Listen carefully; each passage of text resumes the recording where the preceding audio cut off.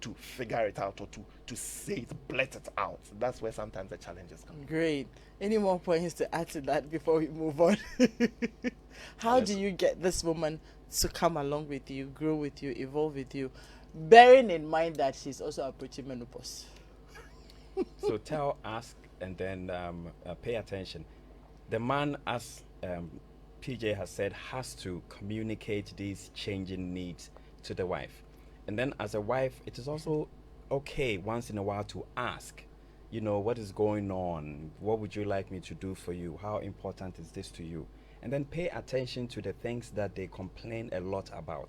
If you always complain about their food being salty or their food being too peppery or too spicy, it is time to pay attention to it.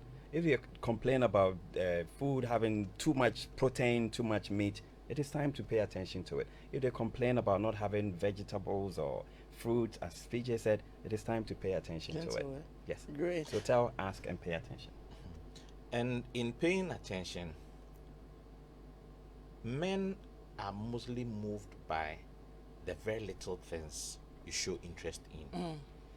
So he hits the road at 5 a.m. or 5:30 and comes in the evening and he says, because I'm growing this little thing here, so now I don't want to eat. So what do you eat at breakfast or for breakfast? Or what do you eat for lunch? One day you try and visit him in the office or go with him to see what he eats and where he eats. And your feedback is, okay, I don't think this food is healthy, because as you are getting to middle ages, that is where all the lifestyle conditions also start. So you go the extra mile to pack lunch for him. It communicates something to him. It puts more hold on him. But you can't be bothered.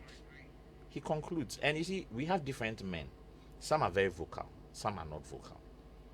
The not so vocal ones, a lot of these things, actually, they are very petty. The introverts, they are very petty. They note all these things, but they don't voice it out. And they bottle them in till the day it explodes. That's the day he's walking out of the door and you're not aware. And that is the day he will tell you that you didn't show this, you didn't do that, you didn't say this. Why didn't you just say? That's just Am I who a they mind are. reader? That's just who they with are. I am introverts. sorry, but at that point in time, you can go. No, but you've lived with a guy for 20 years. Ah. You should know that the guy is melancholic. To get him to talk, you have to draw it out of him.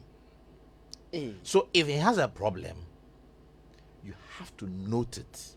And he doesn't want to talk about it. They communicate a lot more through non-verbal means. and Number cues. he walks into the room and the room is untidy. You should see in his body language. Immediately he gets He's- irritated, yes. but he's not saying a word. He just goes into the bedroom and probably goes to sleep. So if your wife is also melancholic and she's also not talking, then what? So one of the difficult people to live why you don't one of the usually most difficult find people to live with are melancholics. The melancholics And are- two melancholics living together can be very difficult. But actually, The they house understand can each other. the house can no, you see, they are very empathetic. Yes.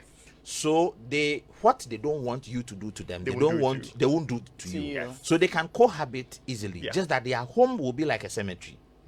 Because half the time one person is in a bad mood and has withdrawn. And you can't bring them out until they want to come out. So you have to wait for them to get cool and ready to engage.